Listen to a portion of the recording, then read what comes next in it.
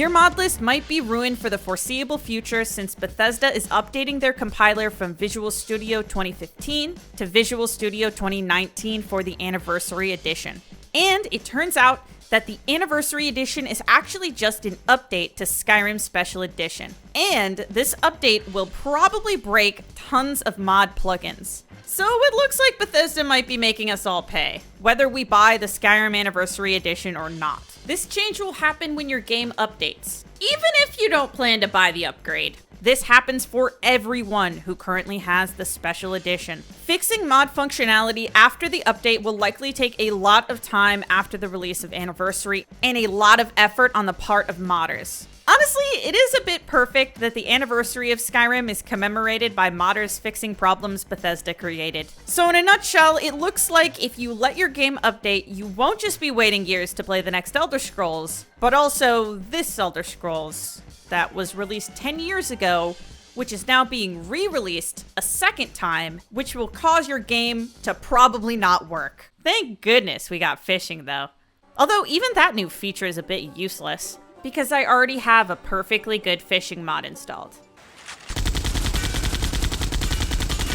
It's so strange this is happening considering Bethesda's track record to functionality and a commitment to their fanbase to develop things we all like.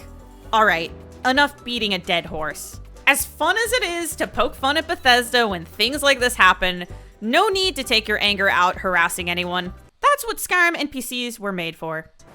Bruce? Okay, so there's a problem.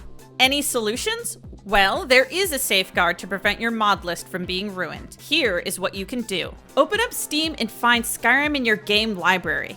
Then right-click and scroll down to Properties. After that, go under Updates and select Only update this game when I launch it. Doing this will prevent your game, hopefully, from actually receiving the update that is coming. Keep in mind to only launch Skyrim through your mod organizer and not launch Skyrim from Steam anymore, because if you do that and the update is released, it will update your game and thus probably break your mods, at least in the meantime. And if you want to be super safe, try to back up Skyrim.esm and update.esm as well, and possibly your executable and data folder. I'll be honest, I'm not surprised by this, since I made a video years ago complaining about the constant updates to the microtransaction shop in Skyrim, a single-player game, by the way, that led to mods breaking over and over. Kinda sad that one of the best single-player games of all time, supported by a huge group of talented modders, keeps getting wrecked by the company who made it, repeatedly making it difficult to play for the most dedicated player base. At first, I was excited about the free new features, but now I'm starting to feel like, Bethesda, you never should have come here. If you're curious about the full details, I'll read the Reddit post written by SKC developer Extra Now. The upcoming Anniversary Edition of Skyrim is going to be much more disruptive to the modding scene than is commonly believed. Back up your executable now and disable updates on Steam. The native code modding scene around Skyrim SE will have been around for about 4 years when AE comes out. During that time, code has been developed to make many plugins portable across different versions of the game. Most plugins use the address library by Meh321. Other plugins use code signature matching, which finds functions that look like a specific pattern. SKSE uses an offline tool I developed a long time ago based around position-independent code hashing. With the AE update, all of these methods will break, and addresses will need to be found again from scratch.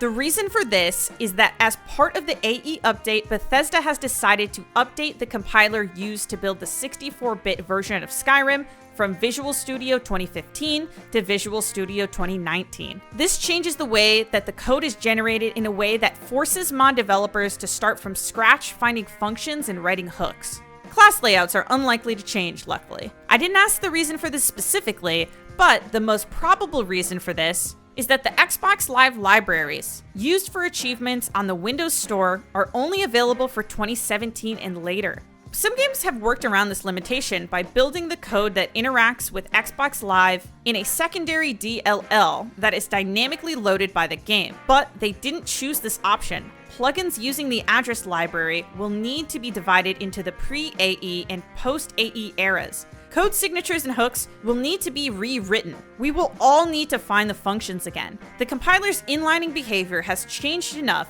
that literally 100,000 functions have disappeared and been either inlined or dead stripped. To put it in perspective, doing this takes a reasonable amount of time for each plugin. I can probably sit there over a few nights and bang out an updated version of SKSE, but my main concern is for the rest of the plugins out there. The plugin ecosystem has been around long enough that people have moved on, and code is left unmaintained. Effectively, everyone who's written a native code plugin will need to do at least some amount of work to support AE.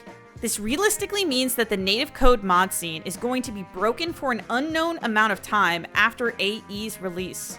Additionally, I can confirm that AE will be released as a patch to existing special edition installations, not as a separate game listing on Steam. I've been in contact with Bethesda since shortly after the announcement, but other than confirming my expectations, they had nothing to offer. Do not harass Bethesda employees about this. Do not harass plugin developers about this. TLDR, scary things incoming if you use SKSE plugins. Change Skyrim SE's update settings in Steam to only update the game when launched. Never launch Skyrim SE via Steam, only via your mod manager or SKSE64_loader. Needless to say, it is a bit ironic that Bethesda has kneecapped one of the things that would incentivize anyone to give Skyrim a try in 2021, that being, of course, complicated mods. And if you need any comfort during these dark times, consider dropping by my live streams. Assuming that these precautions actually help and I'm still able to play Skyrim in a month. Can you believe that some companies actually pay people to make content for them instead of making people pay for making content for them? I'm not mad.